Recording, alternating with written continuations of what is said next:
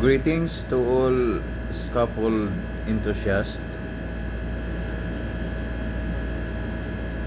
We are going to go through the basic scaffold components. The scaffold components composed of the tube, the planks, and the couplers. First, we are going to discuss about tube and coupler scaffolds. The tube and coupler scaffolds is composed of a tube as a means of post, ledger, bearer, or bracing. So for the tube and coupler itself, I mean the pipe, it must be 48.3 mm in diameter. So before any usage of scaffold components, we need to check its condition. We need to see to it that the pipe, or let's say the tube, is not flame cut on its end, as you can see here on top of the images, and we see to it that it was not cross cut. It is not marched on its end. It's not Markstrom headed tube, or its end is not split or bent, or along the length of the scaffold. We will check if it is not welded, joined by welding. So the next component that we are going to discuss is about the planks. We need to identify or determine the condition of the wood planks. So we need to check if there is no split. If there is a split, it should not be more than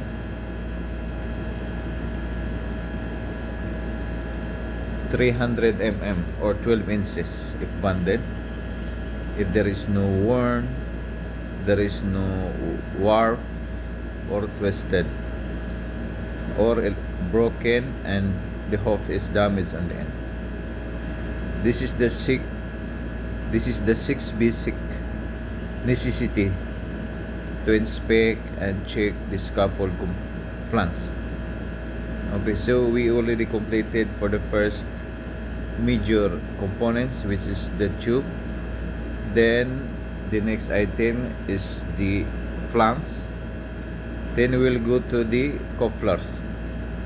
So we have many types of couplers. First, we have the Girder Coupler. It is a coupler that requires to connect beams to tube. So this types of coupler is a rigid one, and it should be, we need to see to it that the bolts and the nuts, the threaded portion, is fully engaged.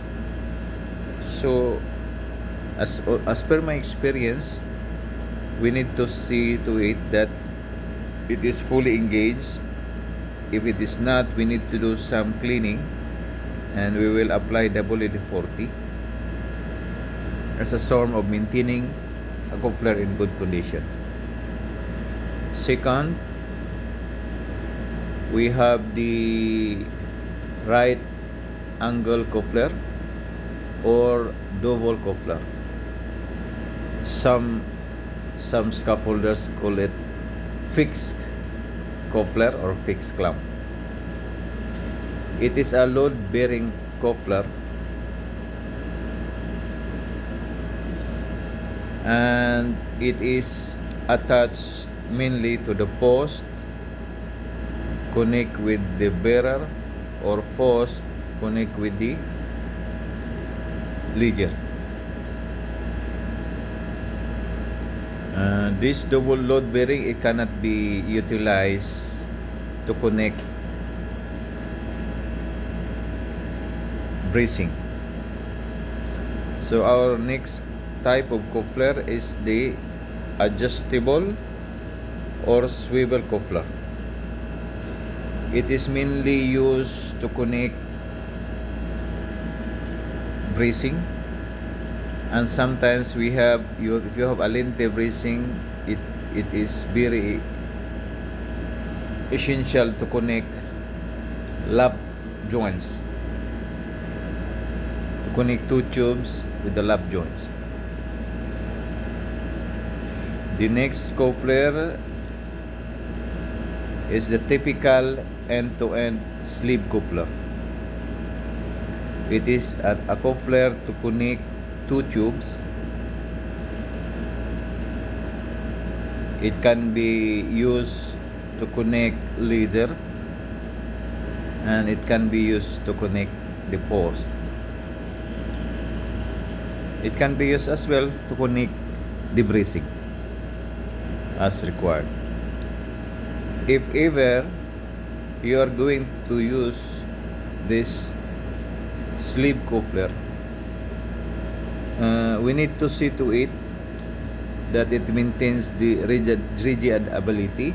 It should be placed at least 300 mm from the node point. So node point refers to the interconnection portion. So let's say a post with a horizontal member as a leader and horizontal member as a bearer. On that part, we call it node point. So the joint should be placed near to the intersection. And the next one, we have the bearer or potlog couplers, but my scaffolders called it single coupler, and it cannot be used to connect ledger and post. It only used to connect bearer. It could be bearer, just a bearer on the working platform, or a board bearer on the working platform. It is mainly utilized on such level of, working platform. If you will use the other coupler, it could, the bolts could disturb the placement of the planks. So this single coupler or bearer potlog coupler is mainly utilized at working platform. So we have the joint pin. This is the same usage of this type of this end-to-end coupler, but end-to-end coupler is mainly utilized if there is any cantilever portion of scaffold, because it can hold uplifts, while this one, it is not advisable if there is tendency of uplifts on the scaffold. It is mainly stable and non-cantilever scaffold usage, joint pin or expanding spigot. So when it comes to system type scaffold, we will discuss about the types of scaffold platform units. So we have many types of scaffold platform units. We have some mainly intended for tube and coupler, and some is intended for system type scaffold, which has a pre-placement mechanism. So first, we have a laminated veneer plank, and the second one, we have the solid foam wall planks. Then the third one, we have the fabricated scaffolding, and we have the fabricated scaffold planks with pre-sit up on its end just to fix it there. Then we have the metal plank. So this is the mainly 5 types of planks. So we have the next one. We have the concentrated loads, and we will go through it later. So we will go to the terminology.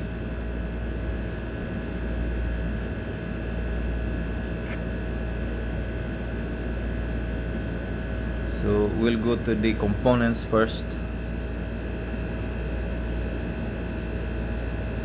So we have these components.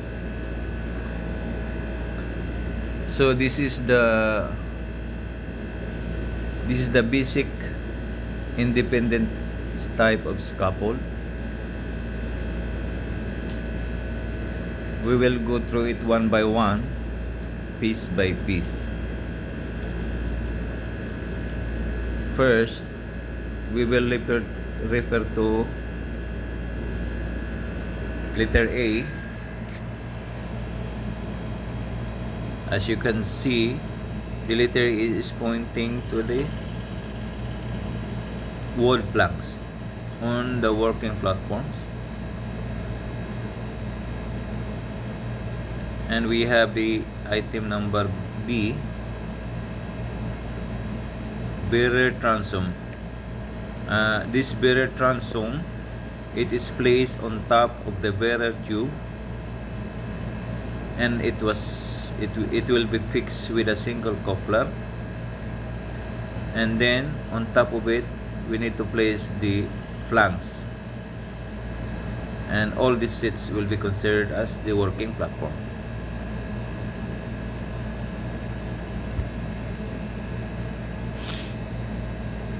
Then we have the letter C, the longitudinal pocket bracing. So this is the longitudinal pocket bracing. As you can see, from the bottom to the top, this type of bracing, it should be fixed to the post only, and it should be fixed near to the intersection, not more than 12 inches or 300 mm. The next one, we have letter D, the transverse sectional bracing. This transverse sectional bracing is also fixed to the post, and it is around 35 to 55 degrees angle, and it will goes, we call it zigzag, until reach to the top of the scaffold. And as same as the pocket type of scaffold, it should be within 35 to 55 degrees. If it is less than 35 degrees, or let's say more than 45 to 55 degrees, it should be considered as a major fault, and it will be discussed in the other video how to find faults and how to rectify the faults that can be compliant with the Saudi Aramco standard and or GI standard. So we will come to letter E, which is the top rail. The top rail, it is, we consider it as a guarding member of the worker working on the top platform. The top rail, as you can see on the illustration, it should be within 95 meters or 38 inches, and should not be more than 1.15 meter or 45 inches from the working platform. If it happens that the top rail is placed or installed less than 38 mm or more than 45 inches or 1.15 mm, it should be considered as major fault. Next, we have letter F, which is the mid-rail. The mid-rail is the center member of the working platform, and it should be placed halfway, which means if you have, let's say, 1 meter, your top rail is placed 1 meter from your working platform, it should be placed half meter in the middle, halfway. So that is the correct placement of the mid-rail. If it is happened that the mid-rail was placed very near to the top rail, or it's very near to the working platform and not placed in the middle, it is considered as faults or major faults. Then we have the letter G. We have the letter G, which is the toe board. This G is pointing to toe board. Toe board, in this particular, we are using the 225 mm toe board, but toe board can be we can have different types of toe board. We have the normal toe board, which is 25 mm thick and around 4 inches width, and it should be placed on all open sides of the working platform. On this particular illustration, I believe this is a 225 mm toe board. It is placed inside all uprights. When you say uprights, it is all the vertical member on the working platform. So if the toe board was placed outside of the uprights member, it is a major fault. Next, we have the post standard. This is the very vital member of a scaffold. Letter H. So we have the post. This is the post. All vertical member, it is a post. In this particular scaffold, we have 6 posts. We have 3 on each line and 3 on the other line, so it is 6. So mainly the post must be plumb. It should be vertically level. If you are going to encounter a longer scaffold where the height that requires 2 connection of the post, their joint, it must be staggered.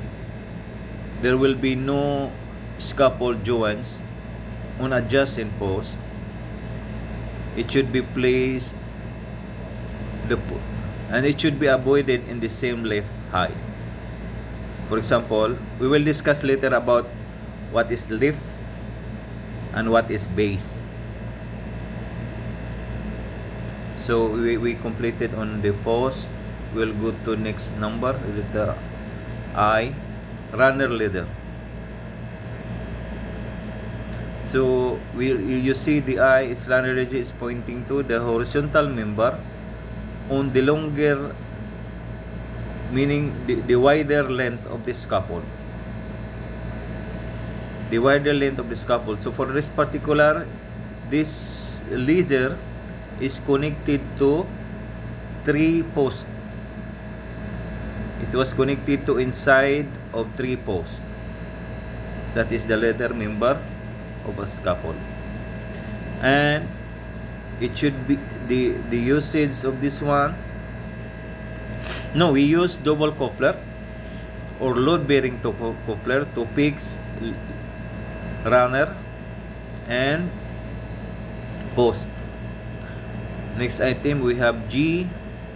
G is the base plate. The base plate should be at least 6 mm thick, 150 mm by 150 mm square, and it should be placed on the center of the scaffold. We have two types of, as per experience, we have two types of base plate. We have one base plate attached with a screw jack if your scaffold was installed or placed on an unleveled portion of soil, or let's say there is some kind of different levels of the base. So to make the same level, we need to have a base plate with adjustable screw jacks. But on this particular illustration, we do not use screw jack, just a basic base plate with 6 mm width, a thickness, 150 mm width, square. Then we have the cell board, letter key. The cell board, not all scaffold we use this cell board, but mostly if the scaffold or is installed or erected on a soft grounds, you need to have a cell board. As per Saudi Aramco GI standard, if the scaffold is fixed on a ground which is soft and on top of asphalt or softer grounds, you need to have a cell board. If the scaffold is erected on a solid grounds like a concrete slab, cell board is no longer needed. So normally the cell board is having the same size of the wall planks. It has a 38 mm thickness, 225 mm width, and for a sole board as per standard, you need to have 765 mm width if you have only a single post on top of it.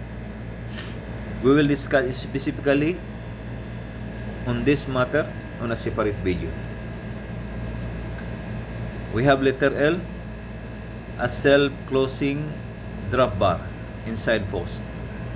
So the self-closing drop bar, as you can see on the top, letter R,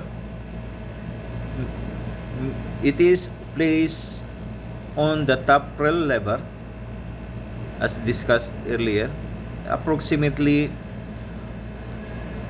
1 meter level, and it should be fixed on the one end with an adjustable or swivel coupler as a form of guarding the workers.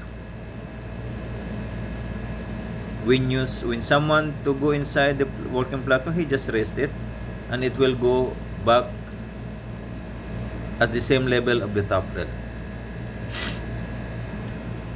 If it is fixed with double coupler and you cannot move it up and down, it is a major fault. We have the letter M, the base lift and kicker lift. The base lift and kicker lift, it should be 6 inches or 150 from the ground. If the kicker lift is more than 150, let's say 200 mm from the ground or 300 mm from the ground, it is a major fault and it should be recorded on inspection logs during inspection. So we come to letter N, false upright. False upright, it is required to meet the required distance, especially for this particular illustration. It was used on the opening side of the scaffold.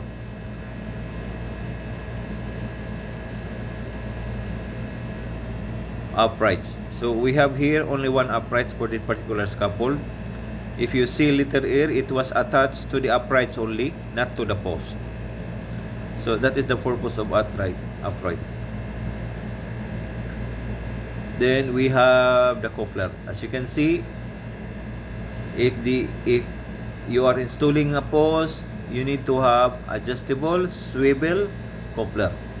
In some scaffolders call it round coupler. When you want to fix a post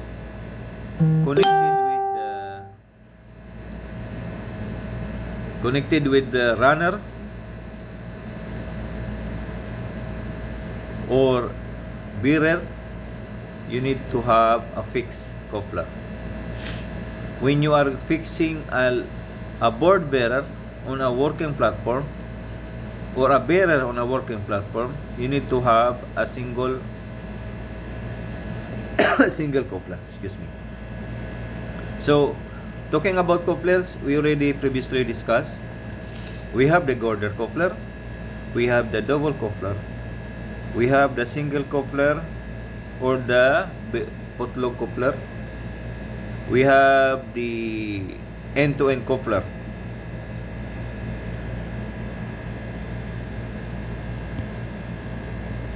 Okay, gentlemen, ladies and gentlemen, this is for now. I am Musa. I am Aramco certified scaffolding supervisor, and also currently I passed Aramco certification for scaffolding inspector. So about certification, we will discuss this one in our other videos.